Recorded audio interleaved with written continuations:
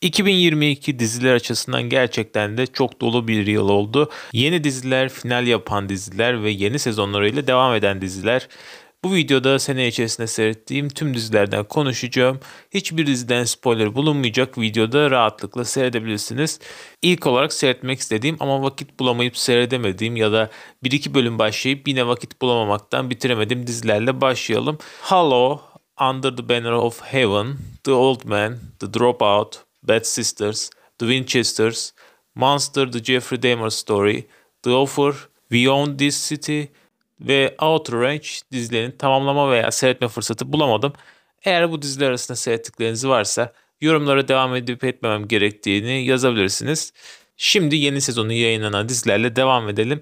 Steve Carell'ın başrolünde yer aldığı Netflix dizisi Space Force'un ikinci sezonu bu sene yayınlandı. İkinci sezonun ardından da iptal edilen dizi ikinci sezonunda benim için çok iyi bir dizi değildi. Vasatı aşamadı maalesef. DC'nin son zamanlardaki en başarılı işi olan animasyon Harley Quinn dizisi 3. sezonuyla devam etti bu sene. Önceki sezonlarda olduğu gibi bu sezonda gayet başarılıydı. Yine bir animasyon dizisi olan Love, Death and Robots'un da 3. sezonu yayınlandı bu sene. Bad Traveling bölümü dışında bu sezon çok beğendiğim bir bölüm olmadı benim. Kara komedi türünün en iyi işlerinden biri olan Barry de 3. sezonuyla devam etti.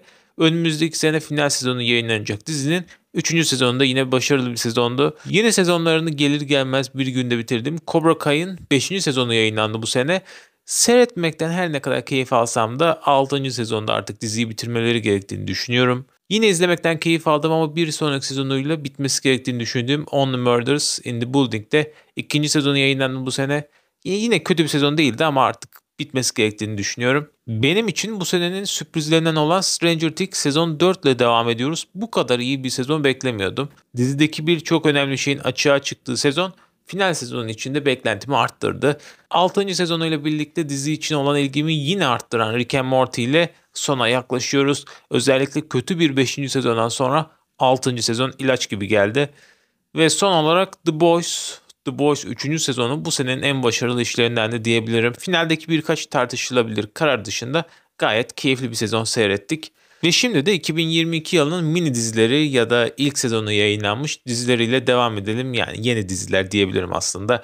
Oğlunun ölümünden sorumlu olarak gördüğü adamdan intikam almak için İngiltere'den Amerika'ya gelen bir kadının hikayesini anlatan The English dizisinin başrolünde Emily Blunt da yer alıyor.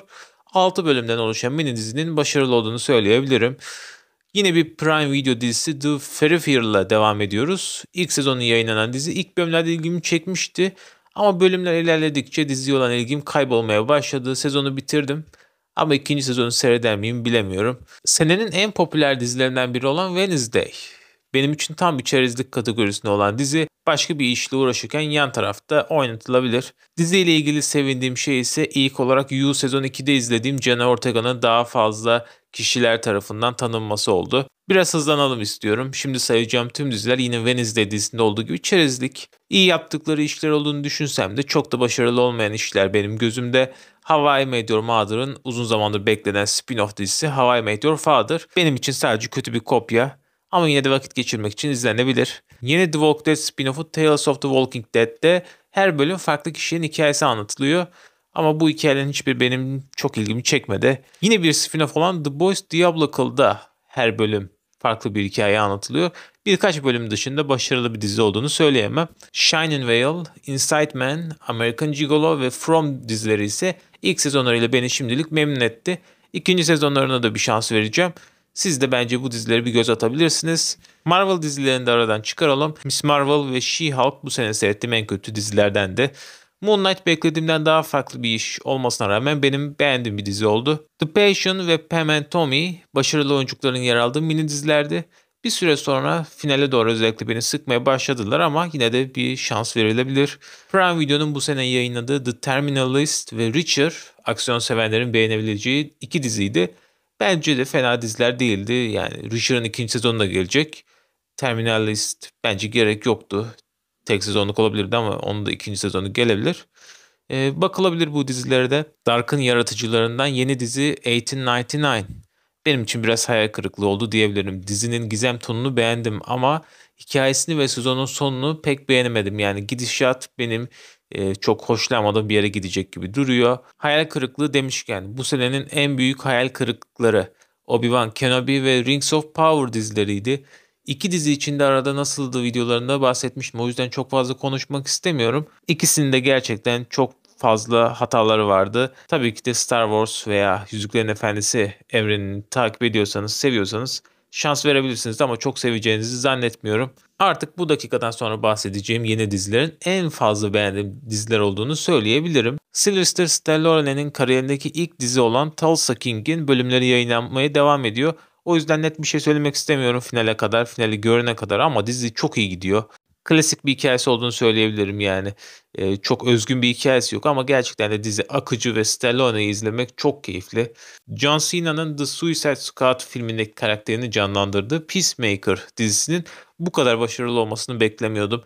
Bir süper kahraman dizisi olmasına rağmen bu türü sevmeyenlerin de hoşuna gidebilecek bir komedi dizisi. İlk sezonu senenin başında yayınlanan, ikinci sezonda bitmek üzere olan Slow Horse'ın başrolünde Gary Oldman yer alıyor. İkinci sezonu da iyi devam eden diziye kesinlikle bakmalısınız. Bu sene bana sürpriz yapan yapımlar vardı ama en büyük sürpriz Andor oldu diyebilirim. Star Wars evreninden çıkmış başarılı bir iş. Star Wars evrenine hakim olmasanız bile izleyebilirsiniz. İzlemenizi de öneririm. Videonun metnini yazarken fark ettim ki bu sene amma spin-off dizisi izlemişiz. Hiç şüphesiz ilk akla da House of the Dragon geliyor.